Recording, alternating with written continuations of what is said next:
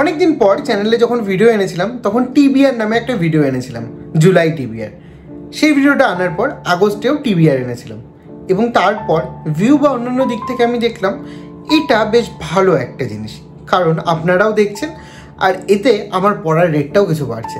কারণ টিবিআর যখন আমি সেট করছি তখন সেই টিবিআরটাকে রিডসে পরিণত করার জন্য একটু বেশি হলেও আমি পড়ি। সেই কারণে এই মাসেও সেপ্টেম্বরের টিবিআর নিয়ে চলে এসেছি। আজকে যে ভিডিওটা করবো সেটা হলো সেপ্টেম্বর টিবিআর, অর্থাৎ সেপ্টেম্বর টু বি রিড। তো চলুন আর বেশি বকবক না করে আজকের ভিডিওটা শুরু করা যাক। সেপ্টেম্বর টিবিআরে প্রথম যে বইটা দেখাবো এটা আমার আগের মাস থেকে চলছে, তার কারণ এই বইটা হয়তো আপনারা দেখেছিলেন, টমাস ম্যাচেলের দিনলিপি। বইটা সম্পর্কে আলাদা করে কিছু বলার নেই, কারণ আগের দিনে আমি টিবিআরে বলেছিলাম, হ্যাঁ আগের টিবিআরে বলেছিলাম, তাহলে এই টিবিআরে কেন আছে, কারণ এই বইটা আমি এখনও কমপ্লিট করতে পারিনি। এটাকে আমি একদম দিনলিপির মতো করেই পড়ি, যেরকম টমাস ম্যাচেল একটু একটু করে লিখেছিলেন, হয়তো অনেক দিন পর পর।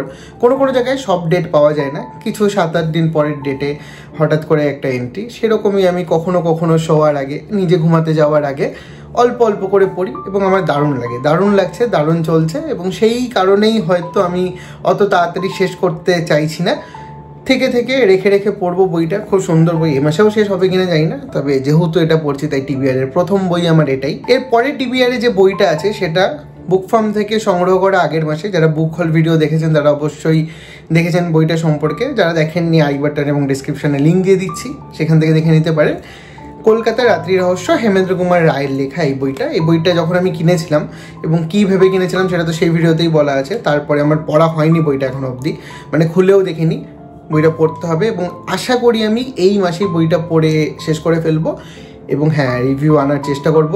জানি যে হারে আমি পড়ছি সেই হারে রিভিউ আনতে পারছি না, রিভিউ আনলে আমারই খুব ভালো লাগতো, বা অন্তত অ্যাটলিস্ট বইগুলো সম্পর্কে যদি আমি আপনাদের জানাতে পারতাম তাহলেও ভালো লাগতো, কিন্তু সবসময় হয় না। এই বইটার পেছনটাও দেখুন, দারুণ। এবং কলকাতার রাত্রি রহস্য, এখানে লেখা জাল, জুয়োচুরি, মিথ্যে কথা, এই 3 নিয়ে কলিকাতা। ইন্টারেস্টিং, এই জায়গাটাতেই লেগেছিল। এবং বইটা সম্পর্কে অনেক শুনেছিলাম, এরকম না যে একদম ব্লাইন্ড পিক, বইটা সম্পর্কে শুনে জেনে তারপরেই কেনা। হ্যাঁ, এই বইটা আমার টিবিআর লিস্টের সেকেন্ড বই। এরপরে যে বইটা আছে সেটা হলো বিদেশিদের চোখে বাংলা, চণ্ডী লাহিড়ীর লেখা, কৌশিক মজুমদারের সম্পাদনা এবং টিকা। হ্যাঁ, আগের বইটাও কৌশিক মজুমদারের সম্পাদনা এবং টিকা ছিল। এই বইটা এমন একটা বই যেটা আমি ওই দিনই সংগ্রহ করেছিলাম এবং সেই দিনই ফার্স্ট কপি, এটা আমার কাছেই সিগনেচার কপি পেয়েছিলাম। এটা আমি আগেও ফ্লেক্স করেছি এইসব ব্যাপারে, এখনও করছি। অর্থাৎ সেদিন যে 3টে বই বেরিয়েছিল তার মধ্যে একটা বই, এই বইটা আমার এখনও পড়া হয়নি, তো এই বইটা পড়তে হবে। তাই টিবিআর লিস্টে তৃতীয় বই এটা, এবং আশা করি এই বইটাও খুব ভালো লাগবে। এবং হ্যাঁ, পড়া হয়ে গেলেই রিভিউ অবশ্যই চ্যানেলে চলে আসবে। চতুর্থ বই যেটা রয়েছে আমার টিবিআর লিস্টে সেটা হচ্ছে এই বইটা। এই বইটা যারা আগের দিন দিদির আনবক্সিং দেখেছেন সেই আনবক্সিং ভিডিওতে এই বইটা রয়েছে, গিলগামেশের দেশের কথা, রজত পালের লেখা। এটা শুধু টিবিআর না, এটা আমার উইশ লিস্টে অনেক দিন ধরে ছিল, বহুত দিন ধরে এই বইটা আমি উইশ লিস্টে রেখেছিলাম। এবং আগের দিন যখন শুনলাম, নিজে যখন গিয়েছিলাম তখন একটু কারণবশত আমি বইটা কিনতে পারিনি, কিন্তু আগের দিন যখন শুনলাম দিদি কলকাতায় গিয়েছে কলেজ স্ট্রিট, কোনোভাবেই এই চান্সটা আমি মিস করিনি। আর এই বইটা আমি কিনে ফেলেছি, মানে দিদিকে দিয়ে কিনিয়ে নিয়েছি। তো এই বইটা আমি, হ্যাঁ এরকম একটা অভ্যাস আমি জানি এই বইটা কেন পড়বো, এর পেছনে একটা সাইকোলজি আমার কাজ করে, আমি জানি না আপনাদের কাজ করে কিনা। ধরুন 10টা বই কিনলাম, 6টা বই কমপ্লিট হলো, 4টে বই থাকতে থাকতে যে নতুন বইগুলো আসছে সেই বইগুলোর প্রতি আগ্রহ বেড়ে যায়। ওই আগের 4টে বই কোথাও একটা কোণায় পড়ে যায় এবং নতুন বইগুলো নিয়েই পড়তে লাগি। তো আমার ডাউট আছে, আমার নিজের উপর হাইলি ডাউট আছে যে আগের যে বইগুলো দেখলাম সেগুলো আমি আগে পড়বো না আমি এই বইটা আগে পড়বো, কারণ এই বইটা আমার কাছে আসা সব থেকে নতুন বই এবং এটাই কিনেছি লাস্ট। সো এই বইটাই হয়তো আমি সবার আগে পড়তে চলেছি। তবে টিবিআর লিস্টের চতুর্থ বই হচ্ছে এটা। পেছনের এখানে যদি লেখাটা দেখেন, যখন দেবতারা মানুষ ছিলেন, এক হারিয়ে যাওয়া ইতিহাস ও সংস্কৃতি।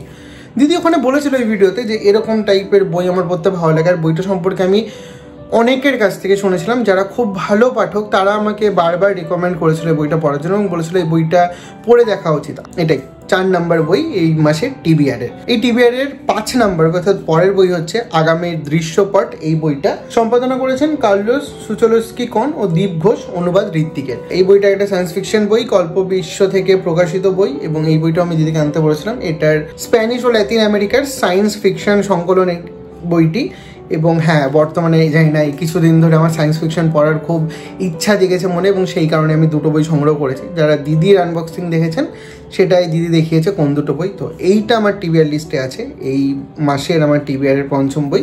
এবং টিবিআর লিস্ট বড় হয়ে যাচ্ছে, আমি জানি আপনারা ভাবছেন এত বই পড়তে পারি কি না। আমারও বানাতে বসে এখন ডাউট হচ্ছে যে আদৌ এত বই পড়তে পারবো কি না। তবে হাইলি খুব চেষ্টা করব এই মাসে পড়ার। এই মাসে একটা অবশ্য অফিসেও ছুটি নেই, শুধু স্যাটারডে সানডে ছাড়া কোনো ছুটিও নেই এক্সট্রা কোনো, কিন্তু তাও আমি হার্ডলি চেষ্টা করবো প্রত্যেকটা বই টিবিআরে যেগুলো রেখেছি সেগুলো কমপ্লিট করার। 6 নম্বর বই সেটা হচ্ছে, এই বইটার ফার্স্ট পার্ট আমি পড়েছি, days at the Morisaki bookshop, এবং এটার second part more days at the Morisaki bookshop. এই বইটা আমি অর্ডার করে ফেলেছি অলরেডি, এবং সম্ভবত 7-8 দিনের মধ্যেই আমার কাছে বইটা এসে পৌঁছাবে, এবং তার আগে বাকিগুলো পড়বো।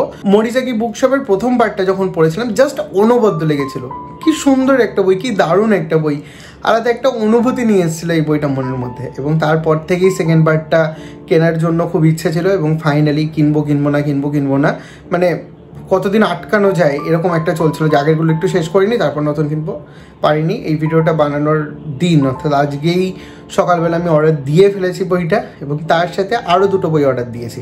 দেখতেই পেলেন আমার টিবিআর লিস্ট। এবং আপনাদের কাছে আমার প্রশ্ন এটাই, আপনারা সেপ্টেম্বরে কোন কোন বই পড়বেন বলে ভেবে রেখেছেন সেগুলো কমেন্ট করে আমাদের অবশ্যই জানান। এবং হ্যাঁ, দেখি আপনাদের টিবিআর সাথে আমার টিবিআর ম্যাচ করে কিনা, যদি ম্যাচ করে যায় সেটা একটা দারুণ ব্যাপার হবে। এবং এই টিবিআর ভিডিও বানানোর জন্য আমার পরে একটু বেড়েছে, আপনারাও চেষ্টা করে দেখতে পারেন, আশা করি আপনাদেরও হেল্প করবে। আজকের মতো এইটুখানি, কি দেখা হবে পরের দিন পরের কোনো ভিডিওতে। ততক্ষণ ভালো থাকবেন, বই পড়বেন।